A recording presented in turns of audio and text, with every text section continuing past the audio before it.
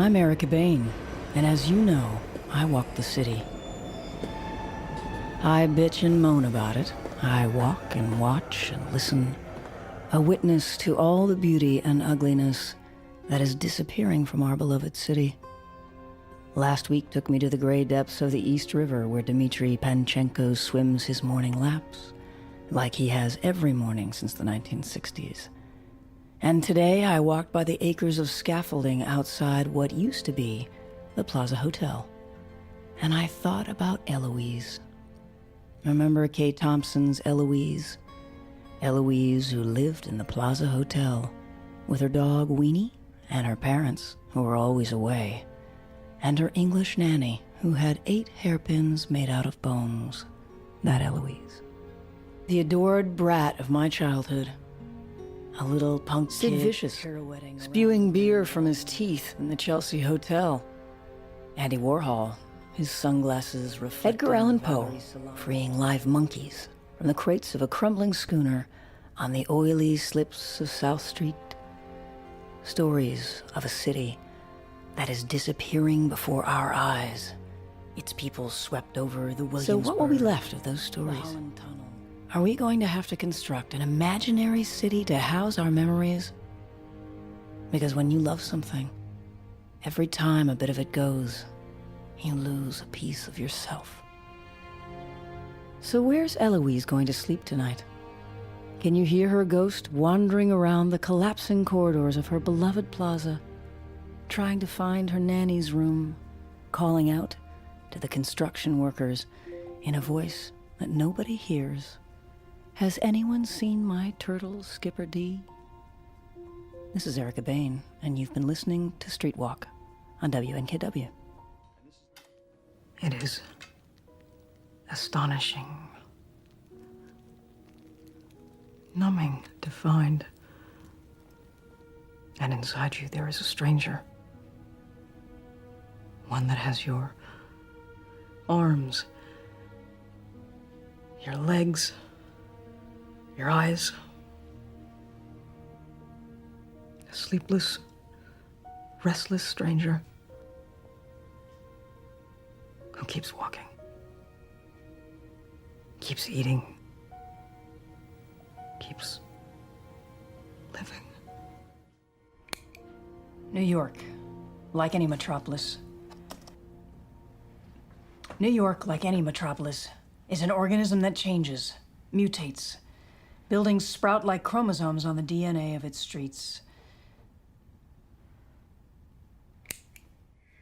Member station WNKW, located at 90.1 on the FM dial. Up next is Street Walk. Let's now join Erica Bain in our WNKW studios. 3, 2, 1, you're on. This is Erica Bain, and I walk the city.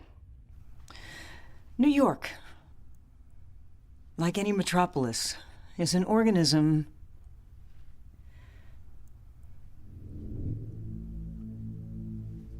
Okay, is there anything we can cut to? Music, pre-record, anything? Give me a minute, Carol. New York, like any metropolis, is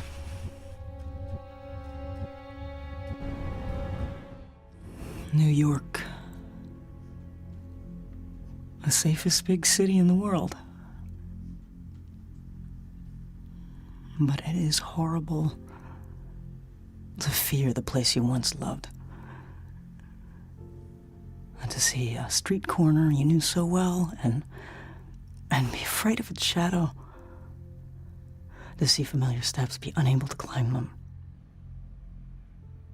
I never understood how people lived with fear. Women afraid to walk home alone.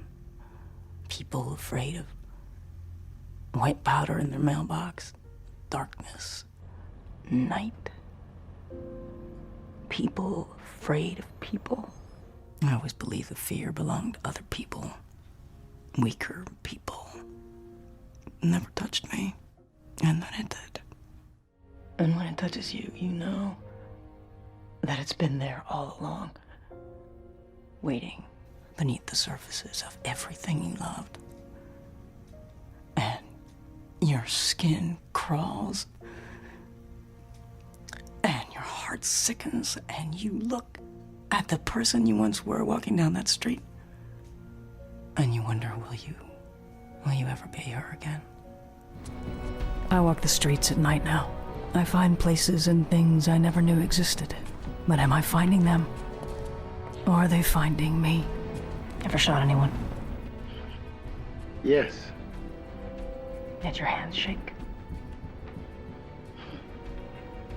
No, that's one of the benefits of being on the right side. That from a police detective covering last night's subway shooting. And like all good cops, he believes in the law. In right and wrong, and a thin, fragile line between them. And is probably wondering as I speak, why is somebody doing his job for him? The essential American soul is hard, isolate, stoic, and a killer. It has never yet melted. I quote that from D.H. Lawrence, because someone is playing God out there, killing in the name of justice in this, the safest big city in the world. And because I've been asked today to do something that we've never done before, take calls from our listeners on this subject. This is a new departure for us, but once again, we want to hear from you, so call 212-165-9990. First caller. Hi, you're on the air. As far as I'm concerned, he's doing us a favor. And why is that? Because no matter what the media tells us, crimes are being committed, and he's cleaning it up. And you think he has the right to do that? Well, yeah. Next caller. You're on the air. You're talking about murder. The death penalty without a trial? The vigilante is just like the people he's killing, and he should be in jail. Oh, maybe he will. Next caller. You're on the air. I think it's less about what he's doing than how it makes us feel. I mean, there's not a person I know that doesn't get some kind of jolt of pleasure when they hear about it. Pleasure? Yeah, revenge makes us feel good. I mean, that's why we have war. That's why we got the death. Next caller. You're on the air. I think it's good for New York. I mean, this city was turning into Disneyland. At least we're getting our street cred Next back. caller. You're on the air. What is wrong with our society that this kind of thing can even get on radio? Revenge, murder, vigilante killings? Hasn't the whole Iraqi debacle taught us anything? Waste the bad guys, bring them on. I mean, I've been a fan of yours, and I can't even believe you're having this conversation. Neither can I. You're on the air. I wonder if the vigilante has a girlfriend, because there's something really sexy about a guy. Sexy? Yeah, completely. And if he's listening, my number is 2. You're on the line. Hey, this is the vigilante calling. I'm the man that takes care of business. That chick can have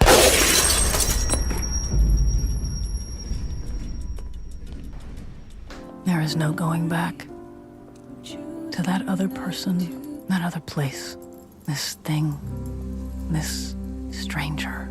She is all you are now.